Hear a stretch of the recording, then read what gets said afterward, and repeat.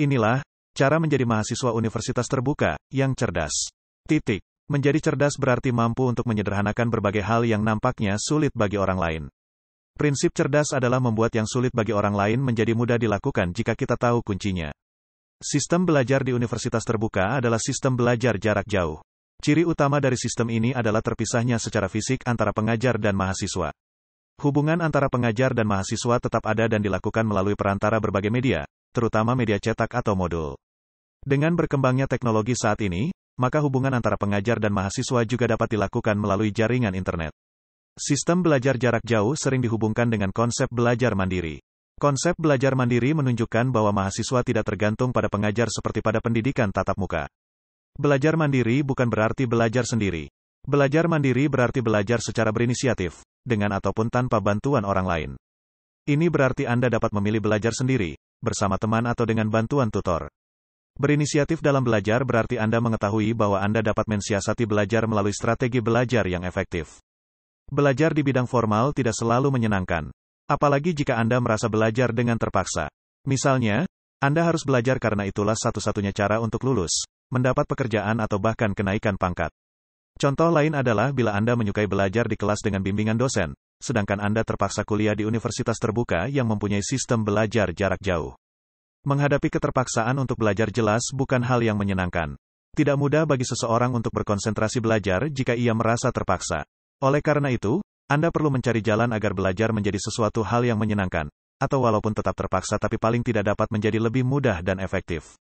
Para ahli di bidang psikologi pendidikan mengembangkan berbagai cara untuk mencari cara agar belajar menjadi sesuatu hal yang lebih mudah dan efektif.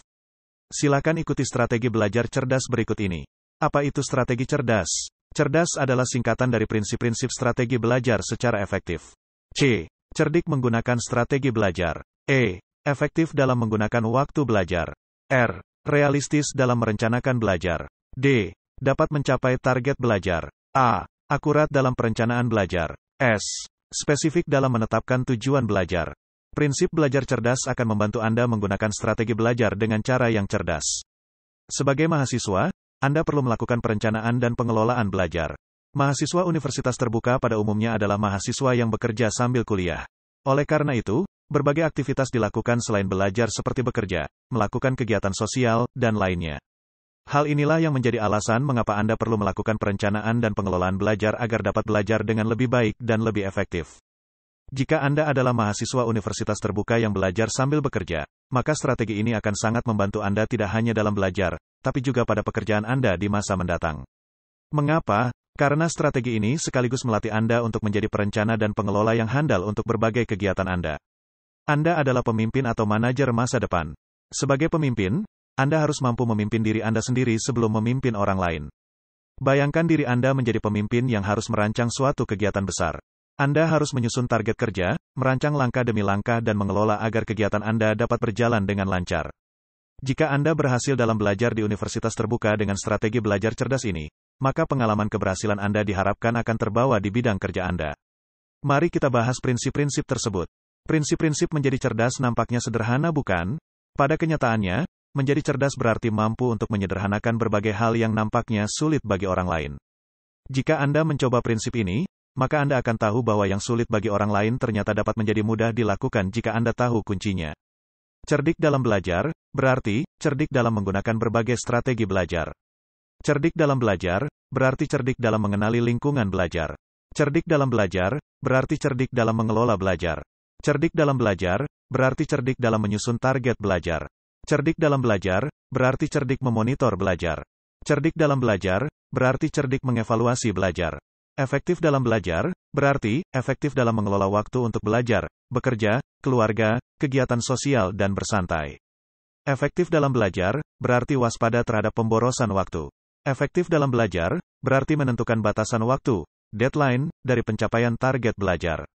Efektif dalam belajar, berarti memiliki fleksibilitas dan disiplin diri.